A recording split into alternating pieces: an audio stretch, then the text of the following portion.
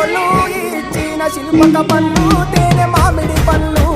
తీయంగా తిందామె తీరొక పండ్లు చిలక నేరేడు పండ్లు కాబోళ్ళు ఇచ్చిన మక్క కంకులు అవి పాల కంకులు కాల్చుకొని తిందాము కందికాయలు పచ్చి పల్లికాయలు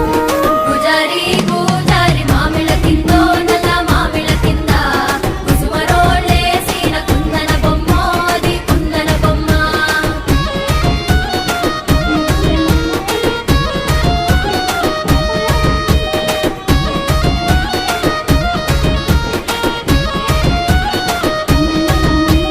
బెస్తోళ్ళు పెట్టిన పచ్చి చేపలు అవి వట్టి చేపలు